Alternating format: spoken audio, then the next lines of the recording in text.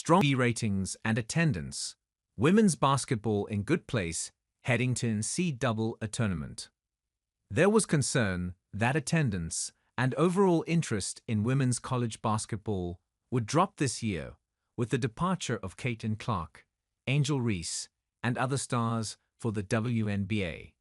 Both took a dip, but only a dip. With JuJu Watkins and Paige Bueckers, and a host of other standout players leading the way, attendance across the country was just short of last season's record numbers in women's hoops, and still the second highest ever. More networks showed more games on TV this season, and ratings were strong heading into March Madness that starts this week. ESPN will have the lion's share of tournament games again, but Fox increased its footprint in the sport with 5 games in primetime on Saturday nights and 18 total on the network. There are great stars, great brands. We've done more than we have done before, and we're not alone in doing that, Fox Sports President of Insights and Analytics, Mike Mulvihill, said. The 3 to 5 10-year trend clearly is an upward trend.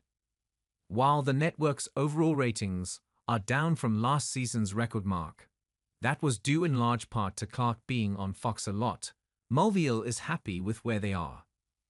To go from 0 exposures a few years ago to 18 on our biggest platform speaks to the growth and interest in the sport, he said. There's growing confidence in this building that we can put it on broadcast and justify it. I love that we are able to put games on in primetime. It means something to the coaches and players. Having great matchups helps. The game between Watkins, USC, and Bueckers, UConn, on December 21, was shown in primetime after an NFL game and averaged 2.2 million viewers, peaking at nearly 3.8 million. That was the second most watched women's game on the network behind only Clark's game last year, when she set the NCAA scoring record. The network also helped spearhead 2 new tournaments, this year with the Champions Classic and the Coretta Scott King Invitational. Both were renewed for next season. CBS showed the third matchup of the season between UCLA and USC, 2 of the top teams in the country, in the Big Ten title game, and it drew 1.44 million viewers, trailing only last season's league championship, which saw Clark and Iowa win. ESPN had big numbers with regular season ratings up 3% from last year and 41% from 2 seasons ago. This was the most watched year for the network before then Cars, since 2008-9.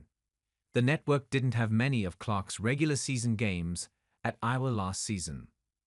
A doubleheader on February 16 was huge for ESPN. UConn versus South Carolina drew 1.8 million viewers, while LSU versus Texas had 1.7 million. In all, 15 games on ESPN networks averaged over 500,000 viewers, the most in a single year.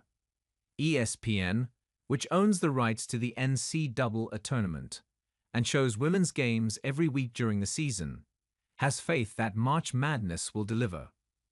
Women's basketball programming director Dan Margulis knows that the network had a perfect storm last season to achieve the record ratings that saw the women's championship game outdraw the men.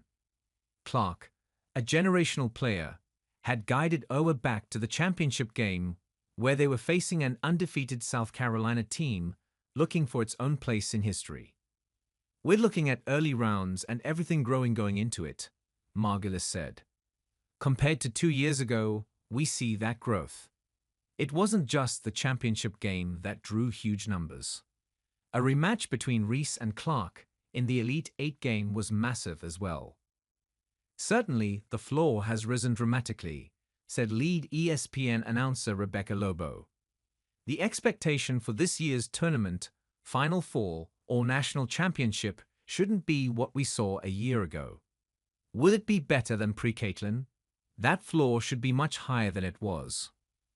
While there isn't an undefeated team this year or a generational player like Clark on her last run, there is more parity in the sport. People aren't just watching on TV, but also showing up at games. The Power Conferences had strong attendance marks. The SEC led the way, setting numerous conference records, including total for its tournament and the mark in both the semis and the finals. The Big Ten had its second highest average attendance in the last 15 years. Granted, we get to see some of the best ones, but the energy was different throughout the country, Lobo said. The South Carolina LSU game, on a Thursday night with 2,500 students, has a different energy. The increase from students across the country has made for incredible environments.